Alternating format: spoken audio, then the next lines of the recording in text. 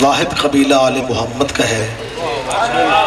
کہ جن کا ذکر نہ کیا جائے تو اللہ اپنی پرائیویٹ عبادت نماز بھی نہیں لیتا۔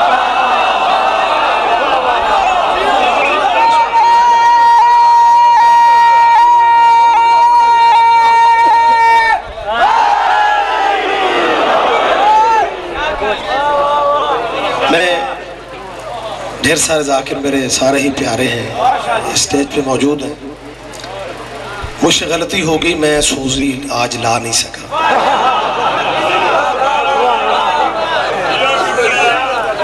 میرے مبلغ اعظم، میرے مرشد، میرے استاد فرمایا کرتے تھے کہ شیعہ قوم میں ذاکروں کی مثال سالن کی ہوتی ہے اور مولویوں کی مثال روٹی کی ہوتی ہے۔ لو سالنا نہیں جے مکیا آٹا مک جانا ہے۔ ذاکر دن میں آپ کو 50 سننے کو ملیں گے،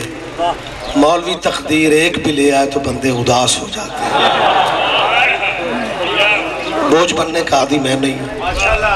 بس پھر اس ماحول میں کہہ رہا ہوں، اس ماحول میں نماز کے بارے میں اکثر آپ نے، کیونکہ میرا اپنا شہر ہے اور ہم خوش نصیب ہیں کہ ہمارا شہر اللہ والوں کا شہر ہے،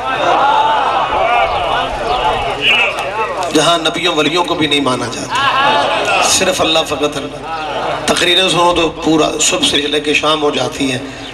کپڑے کالے ہو نماز نہیں ہوتی، ہاتھ میں کڑا ہو نماز نہیں ہوتی،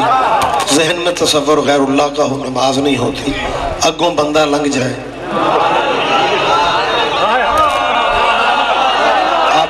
آپ زحمت فرمائیں گے، وقت زیادہ نہیں ہے یا علیہ، وقت کیونکہ بہت کم ہے، مطلب نماز اس طرح نہیں ہوتی، نہیں مجھے وقت ہے، اب ٹائم پہلے ہی بہت کم ہے، میں اگر ہر بات پہ تبصرہ کروں گا تو زحمت ہوگی میرے بات پڑھنے والوں کو۔ اس طرح نماز نہیں ہوتی، اس طرح نہیں ہوتی، اس طرح نہیں ہوتی، اس طرح نہیں ہوتی، اتنی تقریریں میرے ملک میں کی گئی، نماز نہیں ہوتی، نماز نہیں ہوتی، نماز نہیں ہوتی، کہ کچھ بندے سوچنے لگ گئے کہ جب ہوتی نہیں، متوجہ ہے، باریک ذہن مجمع میرے سامنے، لہذا میری مسلمانوں سے اپیل ہے کہ اگر آپ کا یہ کلام ہے، یہ خطاب ہے کہ کالے کپڑوں سے نماز نہیں ہوتی، تو میں محمد کی وہ نمازیں دکھا سکتا ہوں تو سرکار نے کالے امامے سے پڑھی بھی تھی، پڑھائی بھی تھی۔ اگر رہ گیا کڑا ہاتھ میں وہ نماز نہیں ہوتی، پھر اگر نماز نہیں ہوتی پھر کڑے کے ساتھ حج کیسے ہو جاتا ہے؟ حاجیوں کے سروں پہ قرآن رکھو، وزارت مذہبی امور 4 سال پہلے سے حج جب شروع کروایا گیا، ہر حاجی کے ہاتھ میں ایک کڑا ہوتا ہے۔ میں نے اپنے ہی شہر میں، میرے بھائی سکلین سامنے بیٹھے ہوئے ہیں، پہلی دفعہ میں نے سول لائن میں ان کے پروگرام میں یہ بات کی، تب پہلی دفعہ حاجی کڑے پہن کے حج کر رہے تھے۔ ایک بچہ میرے شہر کا مجھے ملا، کہنے لگے جی آپ نے کہا ہے کہ حاجیوں کے ہاتھ میں کڑا ہوتا ہے، میرے ابا جی بھی حج پہ گئے تھے، میں مذہب کا اہل حدیث ہوں، آپ کی تقریر سننے آتا ہوں۔ جب اس نے کہا نا میرے ابا جی بھی حج پہ گئے تھے، آپ نے کہا سارے حاجیوں نے کڑے پہنے ہیں، میرے ابا جی بھی حج پہ، میں پریشان ہو گیا، میں نے کہا ہو سکتا ہے جب اس کے ابے کی واری آئی ہو کڑے ہی ختم ہو گئے،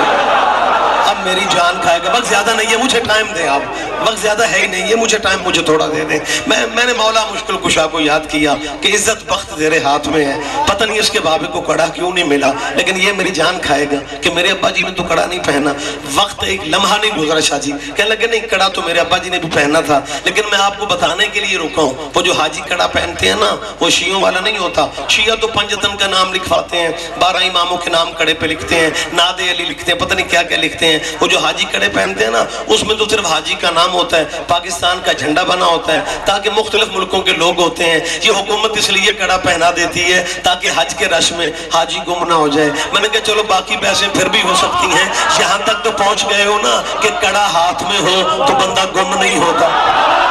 میرے شہر والے